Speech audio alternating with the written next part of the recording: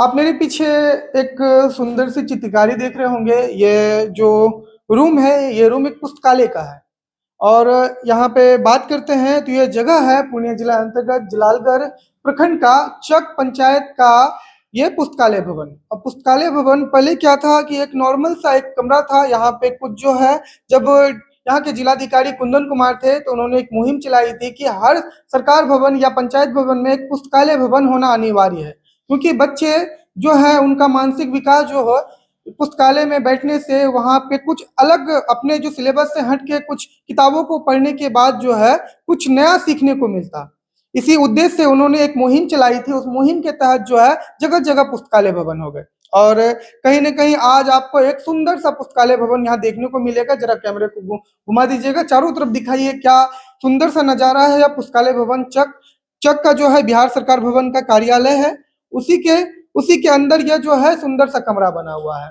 यहाँ पे यह जो सुंदर सुंदर चित्रकारी आप देख रहे हैं, यह खूबसूरत सा नजारा, यह एक संस्था है, साथी नाम की संस्था है। उनकी एक परियोजना है आकृति परियोजना। उस आकृति परियोजना के अंतर्गत जो है बच्चों के सर्वांगीण विकास के लिए जो है लगातार जो है यहाँ पे यह संस्था काम कर रही है। और वो बच्चे जिनकी पारिवारिक स्थिति, उनकी आर्थिक स्थिति अच्छी नहीं होती है, उन बच्चों को जो है ये संस्थाएं सहयोग करती है, ताकि ये बच्चे जो है भविष्य में आगे चल करके कुछ अच्छा और नया कर सके। यहाँ पे देखिए छोटी छोटी बच्चियां हैं, आई हैं पढ़ने के लिए, पढ़ भी रही हैं। क्या पढ़ रही है बाबू? ये एक बुक है, आपको यहाँ पे भी पढ़ाई शुरू की है रविन्द्रनाथ टैगोर के बारे में। आप जानती हैं इनको? कौन है ये? महान पुरुष है, ठीक है। जन गण मन पता है इनको किसने लिखा था? रविन्द्रनाथ टैगोर ने। जी, रविन्द्रनाथ टैगोर ने। एक महान शख्सियत के बारे में अगर जान रही हैं बच्ची। ऐसे आप कौन से क्लास में हैं? 11th। अच्छा, तो जो किताब है आपके क्लास का सिर्फ वही पढ़ती होंगी वहां पे? अभी तो कोचिंग धैर्य नहीं है। अच्छा, लेकिन यहाँ आई हैं तो कुछ नया सीखने को मिल रहा है। Yes, sir। आप क्या पढ़ रही हैं बाबू? दक्षिण अफ्रीका की यात्रा कर रही है, तो महात्मा गांधी जी के बारे में बताया जा रहा है उसमें। पढ़ना आता है? 2 लाइन पढ़ के बताइएगा। एक बार महात्मा गांधी ने सरोजिनी नायडू की दक्षिण अफ्रीका जाकर वहां के प्रवासी अच्छा, यहाँ पे जो आई है तो कुछ नया सीखने को मिल रहा है ना? हाँ। अच्छा, देखा आपने कि यहाँ पे कुछ बच्चियां हैं, छोटी छोटी बच्चियां भी है, और नया कुछ सीखने की कोशिश कर रही हैं। और आकृति परियोजना के जो प्रोग्राम ऑफिसर है हमारे साथ मौजूद है, चलिए उनसे जुड़ते हैं और जानते हैं कि परियोजना काम कैसे करती है और कैसे किसी भी बच्चे के विकास के लिए उनका सहयोग जरूरी होता है। अभी हमारे साथ मौजूद हैं प्रोग्राम मैनेजर। चलिए उनसे जुड़ते हैं, जानते हैं कि परियोजना काम कैसे करती है और कैसे बच्चों का भविष्य जो है उज्जवल हो, उस पे इन लोगों का विचार और क्या कुछ इन लोगों की तरफ से सहयोग मिला है आज पुस्तकालय भवन को, उन सभी तमाम जो है बातों पे चर्चा करेंगे। तो सबसे पहले मैम आपका क्या परिचय हो गया? मेरा नाम भाग्यश्री है और मैं आकृति परियोजना में प्रोग्राम मैनेजर काम कर रही हूँ। और आकृति परियोजना साथी एंड एडिटेक्शन के सहयोग से मिलकर के काम कर रही है, जो समुदाय के हाशिए पे पड़े लोगों के साथ काम करती है। उनके बच्चों को शिक्षा से जोड़ना, जो दलित समुदाय की महिलाएं हैं उनको भी शिक्षा के प्रति जागरूक करने के लिए कार्य कर रही है। जिसके लिए चक पंचायत में हम लोगों ने पंचायत भवन में जो पूर्व लाइब्रेरी थी, उस लाइब्रेरी में हम लोगों ने और अधिक सहयोग करके उस लाइब्रेरी को इतना बेहतरीन बनाया कि बच्चे गांव करके आए और वहां पर पढ़े। जो कंपटीशन की तैयारी करने वाले बड़े बच्चे हैं वो भी उसमें आकर के पढ़ सकते हैं।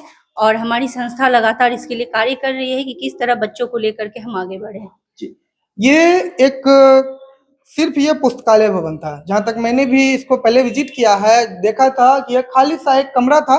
इसमें कुछ 2-4 किताबें थी और एक बुक शेल्फ वगैरह था, कुछ टेबल थी। लेकिन आज इस पूरे कमरे में कहीं न कहीं काफी सामानों की जो है बढ़ोतरी हो गई है। और ये सुंदर सुंदर चित्रकारी और जो बच्चों के मतलब क्या कहेंगे उसको कि मानसिक विकास को जो है बढ़ाएगा।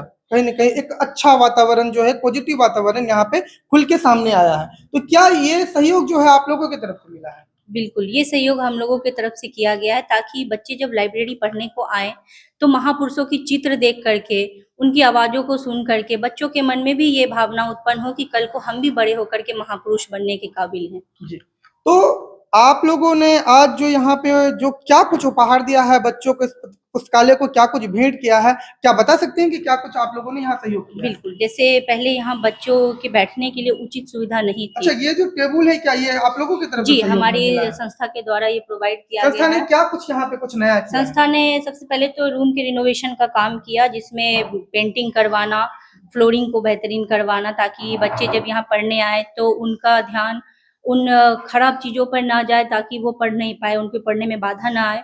उनको जो 2 घंटा वो पढ़ेंगे तो उनके बैठने के लिए कुर्सी का इंतज़ाम किया, टेबल का इंतज़ाम किया गया, और आप देख रहे होंगे कि टेबल भी जो है वो हाइट वाइज़ है, जी। ताकि जो छोटे नन्हे बच्चे हैं उनको ऊँचे टेबल पर नहीं बैठना पड़े।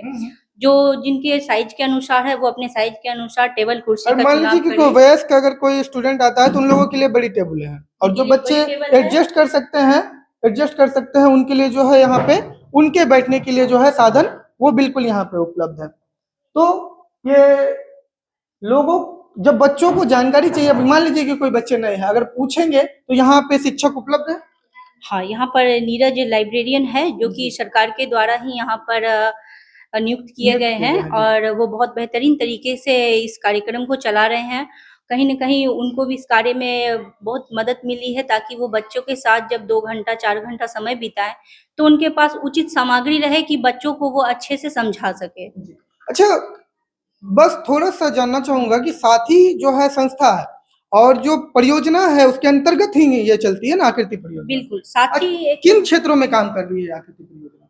ये कस्बा और जलालगढ़ प्रखंड में काम कर रही है, जिसमें कि कस्बा और प्रखंड के कुछ 25 चयनित स्कूल के साथ कार्य कर रही है, और 25 आंगनवाड़ी केंद्रों के अच्छा, साथ आप में। लोगों ने सबसे पहले जलालगढ़ और कस्बा को ही क्यों चुना पूर्णिया जिला में? क्योंकि अगर हम देखें तो 2011 की जो आंकड़े निकल कर के आए थे, शिक्षा का आंकड़ा, उसमें कस्बा और जलालगढ़ पिछड़े में था। बहुत ज़्यादा पिछड़े में है क्या? बिल्कुल, कस्बा और जलालगढ़ पिछड़े में था, जिसमें कि जलालगढ़ की संख्या ज़्यादा पाई गई। इसके लिए हम लोग जलालगढ़ में जो हमारा हस्तक्षेप क्षेत्र का स्कूल है, उसकी संख्या ज़्यादा है, और कस्बा में 4 ही स्कूल पर हम लोग काम अच्छा, कर रहे आप हैं। लोग तो क्षेत्र में लगातार विजिट करते होंगे, भ्रमण करते होंगे, तो लोगों की मानसिकता यहाँ पे क्या है? बच्चों को पढ़ाई शिक्षा के तरफ ज़्यादा झुकाव है या कम झुकाव है? पढ़ाई के लिए अगर हम देखें तो हम ऐसा नहीं कह सकते कि उनका झुकाव नहीं है। कहीं न कहीं अगर हम किसी पर थोपने के लिए जाएँ कि पढ़ो, पढ़ो, जी। तो उनके बीच एक कुछ बैरियर भी हैं, हमको उनको भी समझने की आवश्यकता है। जैसे अगर हम दलित समुदाय में जाकर के देखें तो माँ मज़दूरी करती है, बिल्कुल। और महिलाओं को पुरुष की अपेक्षा कम मज़दूरी प्राप्त होती है। पिता उसके बाहर चले जाते हैं। माइग्रेशन कर जाते हैं, जिस वजह से कि बच्चे माँ कमाने जाती है, पिता घर के बाहर है, तो बच्चे पढ़ाई से टूट जाते हैं, वंचित रह जाते हैं, और माँ को कहीं न कहीं कम मज़दूरी मिलती है, तो वो समझती है कि बच्चे भी मेरे साथ कार्य को चलें, तो मैं जल्दी से काम समाप्त करके आऊँ, तो ताकि दूसरे दिन के लिए मुझे फिर रोज़ी मिले। तो बच्चे स्कूल से ड्रॉप आउट हो जा रहे हैं। इसके लिए हमारी टीम ने समुदाय में वॉलंटियर रखा है। वो वॉलंटियर का काम ही है कि बच्चे को पकड़ के स्कूल ले जाए, और छुट्टी के टाइम स्कूल से उसको सुरक्षित घर पहुँचाए। बीच में एक बड़ी अच्छी खबर सामने आ रही थी कि आकृति परियोजना के तहत कुछ बच्चे जो है नेशनल तक साइकिलिंग में गए थे।